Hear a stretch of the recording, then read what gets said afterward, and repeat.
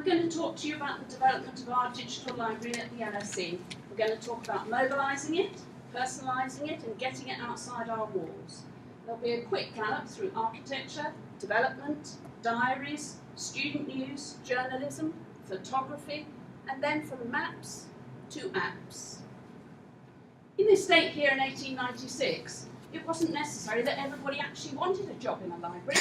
So Beatrice Webb, one of our founders, had to persuade someone that she'd like to work in the library. And she said, in this London school and this library, there's a great opportunity of getting together a body of students who have a real influence on the condition of the people.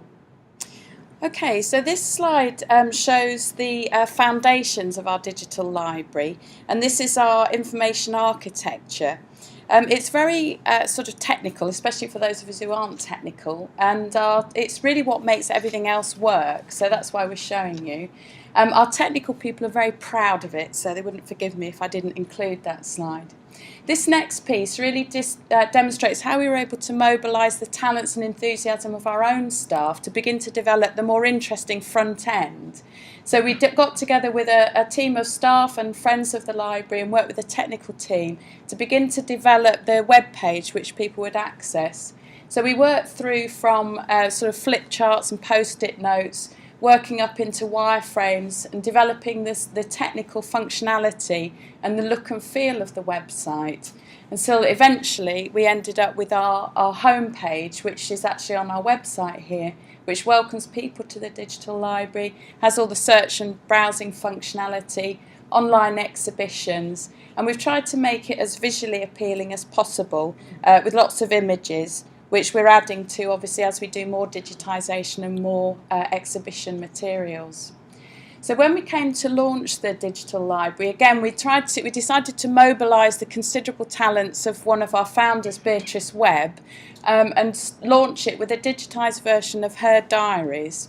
And there are two versions. There's her manuscript version, which she wrote sort of at the time, and then this typescript version, which she helped edit and produce later in her life. And the digitisation means that we can have both versions available at the same time, so people can work with both and explore and do some comparison work and searching to see how she's crossed things out, changed her mind, and then when the typescript version came, she changed again and edited her history. And so it's a very sort of interesting tool that's empowered really by being on a digital version. And this section here is where she describes the fireside chat she had with Sydney Webb when they came up with the excellent idea of having a London School of Economics and Political Science. And all of those who are employed are very grateful to her. And we've also been able to mobilise our students to add their voice to the digital library. And these slides show part of the digitisation of the student newspaper called the Beaver, named after the LSE mascot, a highly industrious animal, which we've been able to do with help from the alumni. We moved on to things, other aspects of our collection, including Street Life in London, which is a collection of articles by a radical journalist, Adolph Smith, and the photographer John Thompson, based on interviews with a range of people from the streets of London. And it's the photographs in this book that make it particularly interesting. They added authenticity to the interviews which Smith collected. The image on the left is of recruiting sergeants outside the Mitre and Dove pub in Parliament Square, and the one on the right is of fish sellers. We've been able to take that digitised collection beyond our walls through the use of the History Pin website.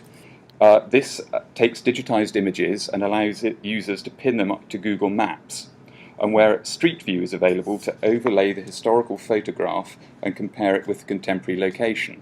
So here we see the street view of Parliament Square taken from History Pin, and what the site does is enable us to overlay the historic image in the exact location where it was to enable users to get a better sense of what it was like in the past. It contextualizes things for users much better. In addition to this, we've taken the concept further and been able to develop an app for mobile devices, phones and mobile devices, called PhoneBooth. This takes the maps produced by Charles Booth of London poverty at the end of the 19th century, one of our core materials, and overlays a digital version of them on the maps which are available on phones. You're able to use the geolocation feature to follow the archive around the streets in the actual location, and also to call up versions of the notebooks which were produced by the observers who contributed to Charles Booth's survey in the 19th century, and to read as you go along. So now we're moving from poverty to votes for women.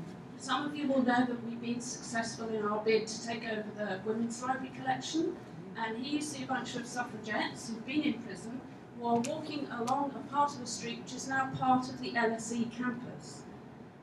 We intend to get many of these things up into our digital library. We are the London School of Economics and Political Science, and taking over this collection has not been without controversy.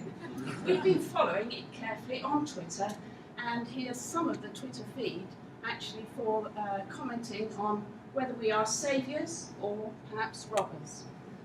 Finally, another of our founders was George Bernard Shaw, a very keen photographer and a supporter of the suffragettes. Here are two of his photos, which are now in our digital library. He handed out leaflets for the suffragettes and he photographed their meetings. So we hope that the Webbs would say, I've seen the digital library, it works.